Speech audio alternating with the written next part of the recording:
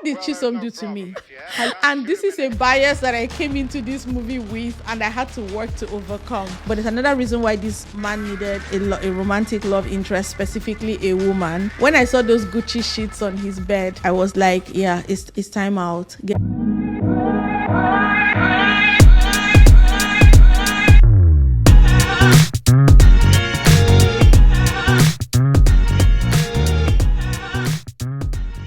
Today we're reviewing Wrong Side of Love, a 2024 romantic drama currently streaming right here on YouTube. Wrong Side of Love is a FeemPipo production. It's directed by Prosper Edesiri and written by Chino, Marchie.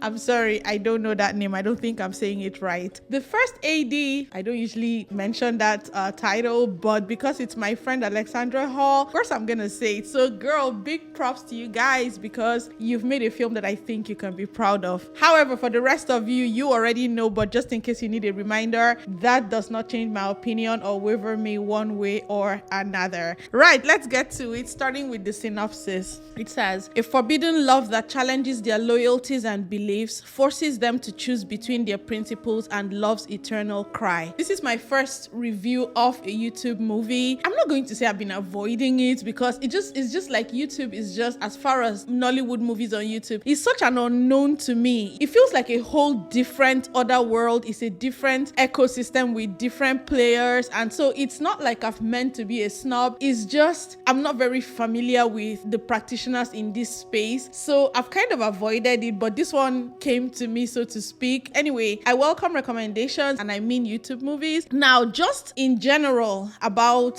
the proliferation of Nollywood movies on YouTube, I haven't decided exactly how I feel about it. On one hand, nobody's asking me. On one hand, I think it's amazing for the industry because people are getting paid. The filmmakers, the producers, directors, and so on, they're seeing rewards for their labor. So you don't have to wait for all the other elements, that are required, like trying to get your movie into the cinema, trying to get your movie onto a streaming platform. So I would say YouTube has democratized the film industry as it has many other industries. In that way, I'm happy about it, and of course, there's job creation. People are working, people are getting work, people are busy, and I love all of that. However, I think where I'm a little bit conflicted is quality control. Anybody can put anything on YouTube, but again, nobody's asking me. All right, let's get to it. Let's talk Wrong Side of Love. Yes, starting with this title. Look, I hate this title. Okay, that's the first thing I'm going to say. I think maybe they were trying to do a play on words, like the wrong side of the law. I'm not quite sure they pulled it up, but I'm going to give them 7 out of 10 for effort, or at least for the attempt. At heart, Wrong Side of Love is a love story, but it does have strong political overtones and messaging around social and personal responsibility, consensuousness, tolerance, and ultimately redemption. The love story starts out in one of the classic ways that love stories start out: hate at first sight. Obioma, a character played by Chisom Agoawuike, I'm not doing well today. Agoawuike is a young woman trying to make a living in an impoverished community. She comes across as principled and hardworking and politically aware. She runs a small food business from the house her deceased mom left her. Then there's Jamal, played by Adeka. He's a political hireling with a difficult upbringing and history. He does the dirty work of politicians and he's paid very handsomely for it. He enjoys a reputation as a formidable levy collector. Their paths cross, Obioma and Jamal's. Jamal looks at her and he thinks, I'm a thug, I'm a piece of shit. And here's this sweet, nice, cute, virtuous firecracker of a girl with strong opinions, and she challenges me. Why don't I throw my hat in the ring for her heart? Typical. Anyway, they develop feelings for each other. Things come to a head, leading up from a series of events that culminate in the ultimate tragedy. And guys, that's the end of the spoiler-free section. If you haven't watched this movie, because going forward, I'm just going to spoil things anyhow, okay? So just pause. I'm going to put the link to this movie in the description below. So just watch the movie and then come back and let's talk about it. This movie was filmed on location in Abuja, and more of this, please. I'm tired of Lagos. So now, guys, your you're here, thank you. You know what to do. Please like this video. Please share when you're done. Please comment and tell me what you think at different points about things I say. Would you please subscribe? Look, especially if you've been here more than once before. The second time, sure, but by the third time, we're in a relationship. So instead of making me friends with benefits, why don't we make it official? So could you just subscribe, please, so that we can make it legal? Okay. All right, guys. Thank you so much. I appreciate you guys. Let's get straight to it. What worked? Number one, cast and performances. Adeka, he was great. I know this actor. If you ask me, I can't name a movie I've seen him in. Like, I just know his face, but he has never actually made like a strong impression on me until and that's another thing about YouTube movies, by the way. There are some actors that are very popular in this YouTube space. Over and over, you see them on every movie. My friend Maurice Sam, I'm calling your name here. Like, literally, he's on every movie poster. So maybe he's very popular in YouTube movies, but I haven't really seen him in mainstream movies. Maybe that's my bad, but God, his performance was great. He blew me away. I really like this actor. He was appropriately fierce when he needed to be, and he was also super subdued when he needed to be. He wore the vulnerability that this character required really well. So this was a really, really fantastic performance by Adeka. Now, Chisom Agoawuike, not only am I struggling with her name, I struggled with her as an actor, but I'm not going to lay that on her in this movie because I did not like this actress. And this is a bias that I came into this movie with, and I had to work to overcome. What did Chisom do to me? Halita. I hated that show, and my friend was the head writer on this, but he knows that I hated, okay, not the show. I hated that character. I hated that character so much that I wanted to stop watching the show. Once I saw her face on the screen, I was like, oh, is it this babe? Oh my God. So in a way, I was prepared to not like this movie. So if anything, when I get to the end and I conclude, it will tell you much more about my feelings about this movie, considering that I had such a big obstacle to overcome right off from the start. Izzy Besta, who played Tenny's best friend, she was very natural. Peter Suleiman Abbas, he was one of Jamal's thugs, Baka. I really liked him a lot. Energy Aluko was also another thug called Escort. I liked him a lot as well. And together, they were such a wonderful duo. They were funny, the way they dropped their lines, and they brought like the laughter and the humorous elements into the story. Carl Izzy, wow. The names are killing me today. So he was senator. He was okay. I thought his performance was okay. And so for all of the above reasons, meaning the performance by the actors, I'll say that the directing was satisfactory. The cinematography was adequate as well. None of this blew me away. It didn't knock my socks off, but I thought it just did as well as it needed to tell this simple story. Now, production design. I thought the production design was quite good. The look and feel fit the tone of this movie. I thought that the sets were believable, the locations as well. Obioma's business, her shop, I thought that they really captured this feel of that specific kind of small business. You know, it's a restaurant, it's a this, but it's also selling cake on the side and so on. It was funny, it was cute, and I thought they did really well with that design. This movie, I'm going to hazard to say it was low budget, but it did not look cheap. I loved seeing this part of Abuja, not just filming a movie in Abuja, but in this specific part of Abuja, or this kind of Abuja, right? We're used to seeing the pristine neighborhoods, the halls of power, the government offices, the rich, luxurious homes, but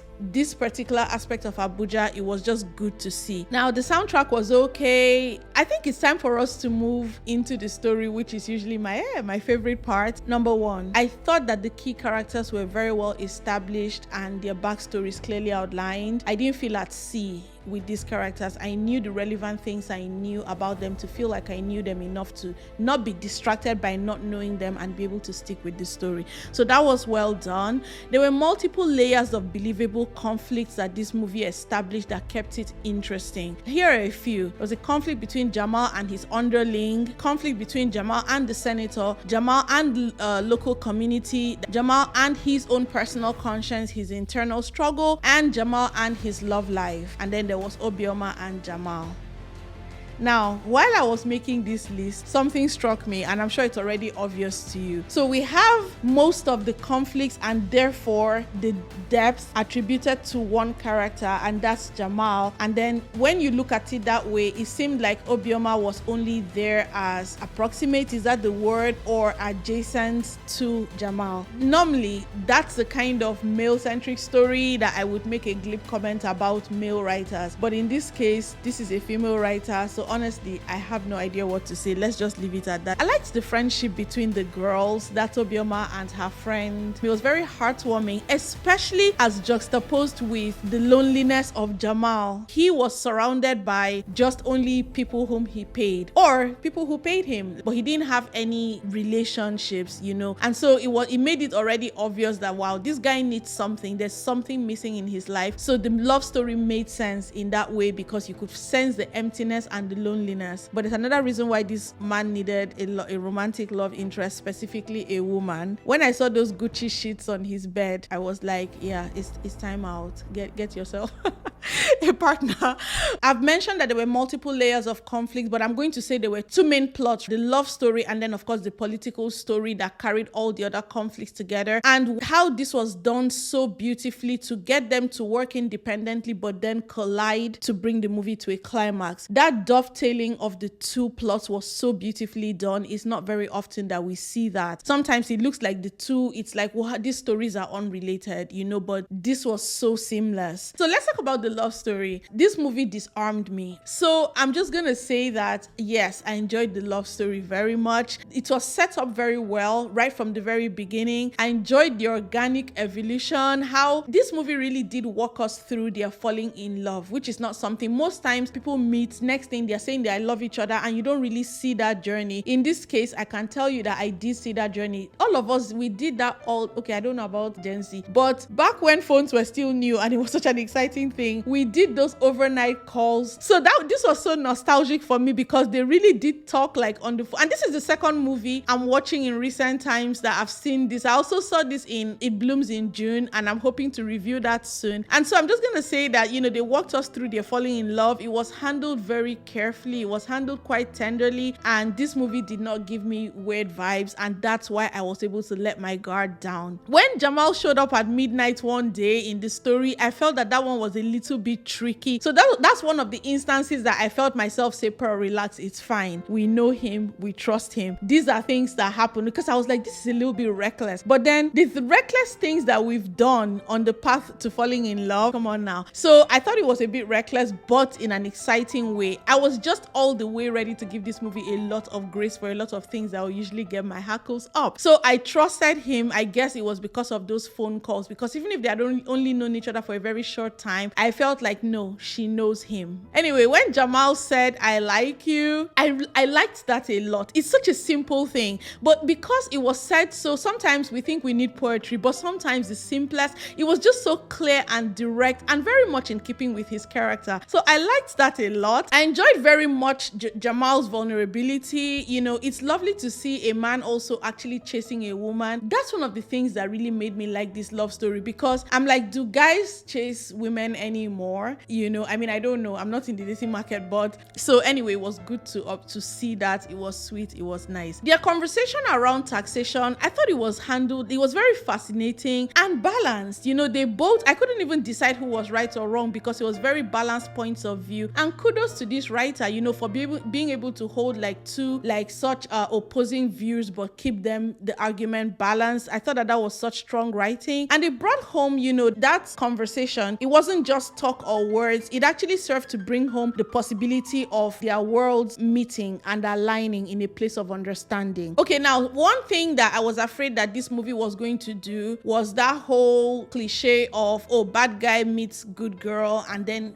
she turns him into a good guy. This movie almost came close, but I'm going to give it credit, because before Jamal met Obioma, he was on his way to start. He was already starting to be conflicted about his way of life. And even if, yes, she really brought it home, but his journey had started before he met her. Now, I wish that they had shown how it came about that he started to feel unsettled. Maybe it's just growing up and getting older and looking around him and thinking, I need to settle down or something. I don't know what it was, but I wish they had told us or shown us how his journey progressed in that way. Now, this is the big spoiler here. If you've been with me up until this point, but you don't want the ultimate spoiler, you can turn your volume down and then turn it back up again in 3 minutes. I'm going to say that I liked how the movie ended because he needed to die. It was upsetting, and yes, those were the feelings you were meant to feel, is grief, but I was not mad. It hurt, but the alternative might have been too cheesy or not satisfying enough. This was painful but satisfactory. And then the final thing that I liked about this movie was that his last words to her were thanks. You know that movies strike people at different points for different reasons, and things that hold meaning for you personally that might not actually seem that profound to someone else. For me specifically, when I lost my friend and everything that could be said both in life and in death had been said, on the final trip from the church to the burying place, I wrapped myself around his casket, and all I said over and over and over was thank you. So for me, that was such a simple thing, but it felt so profound that those were the words that were on his lips when he died. Whew. That was a lot. Are you sure you want to be here for what did not work? Because you're like, hey, it's a great film. I'm ready to go. Pearl has said, but hold your horses. What did not work? Here's some just technical aspects. There were some scenes where the color was oversaturated, and I don't know if that was from coloring in post-production or that was from the lighting on set, but there were some scenes where I noticed that oversaturation, and it was wild, but it wasn't a lot. It just happened in some instances. And then there were also a few instances when costume was good, makeup was good, but then there are some scenes where the characters, especially the women, the two girls, Obioma and her friend, had like their makeup had like this white cast, whatever. I was like, what is going on? So maybe it was the makeup then not working very well with whatever lighting they had on them. But those were just two very small things. But in general, production design was good. I'm just going to say that and not let this be the thing that you remember. The score was a lot. The score in this movie, I've said that the soundtrack was okay, but you see this score, it grated so hard on my nerves at one point that I was like, look, this score is going to make me stop watching this movie. So there were parts that really upset me in that way. However, it wasn't all bad. Like in the scenes with like the love story, they brought it down. It was quite soft in those scenes. I think that this senator was miscast, and that's only for one reason. The way he was talking to Jamal, when he kept emphasizing your generation, the next generation, your generation, but when you look at both of them, he just looks like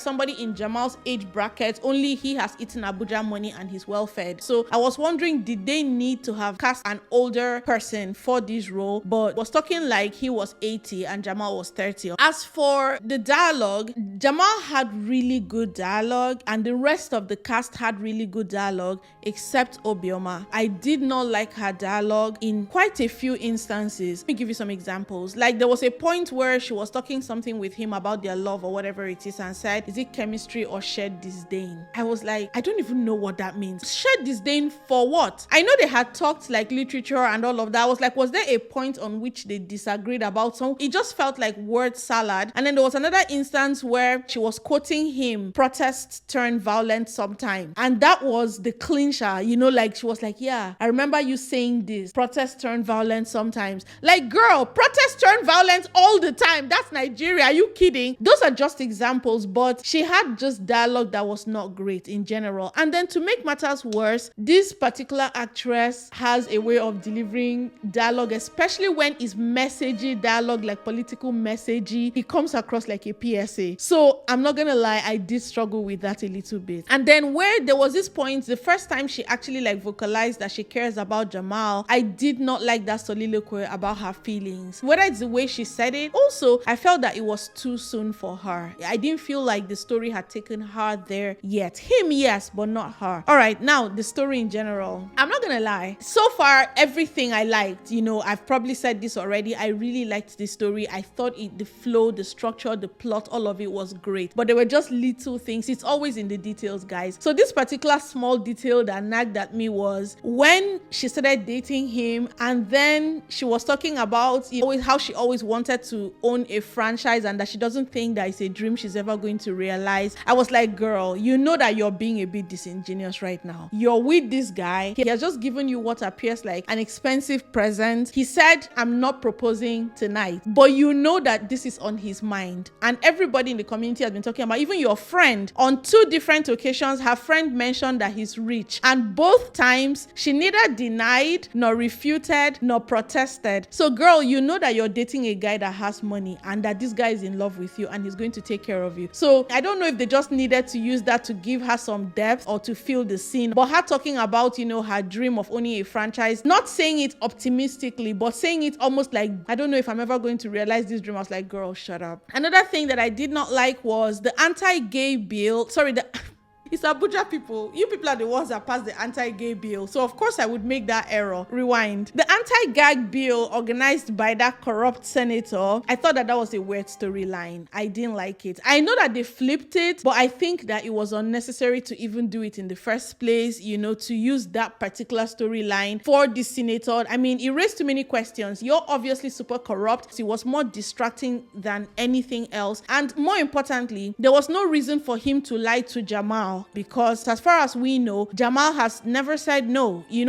Just on his word, Jamal killed somebody. I'm also going to say that the protest was a rather convoluted way to move the plot forward, especially when we didn't even see most of it. Even the part where Obioma was attacked, it happened off screen. And that, let me just say that I felt like that would have been the money shot of this movie, for that to actually play out. But instead, we find her after whatever has happened. I know that would have been expensive to shoot, but you chose the storyline, not me. So it just ended up being too much for too little and anticlimactic. And here I've come to the biggest issue I had with this movie. And again, it's a question of disingenuity. When Jamal said to Obioma, they don't know me, but you know me. I think it was in that moment that the love story very nearly toppled over and collapsed, because I felt like he had been making progress, but in that moment, he told a very obvious lie by omission. Now, characters can lie to each other, but don't lie to me, because this is a story about redemption, and we're supposed to go along with this love story with the understanding that he's turning a new leaf. However, that felt to me like a step back, because when he's saying you know me, and he's saying this in the context of the reputation that he has, but he really did kill somebody. And I felt like, I remember when the movie opened in that way, I was like, please give me a reason why this needed to happen. But as to all intents and purposes, as far as I know, this was an innocent victim that was shot in cold blood. How do you then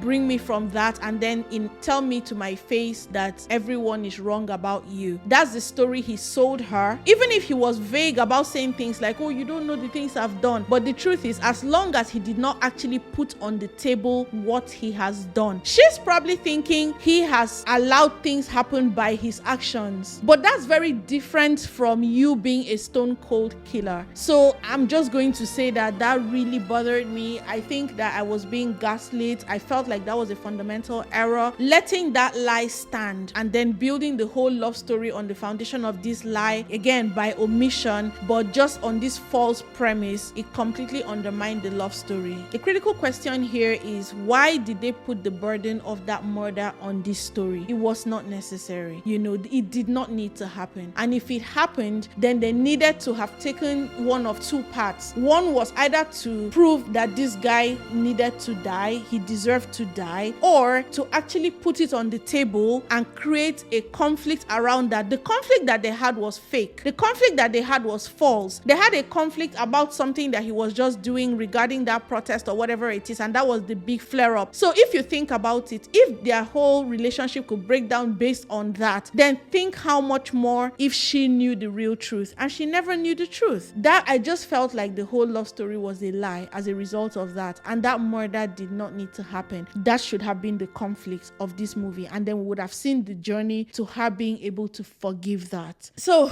I'm going to say though that the movie to an extent redeemed itself by how it ended, meaning killing him off, and that's why I was okay with him dying. Final question is, why did she have bleaching cream on her that QE+1 something cream? Is that not bleaching cream?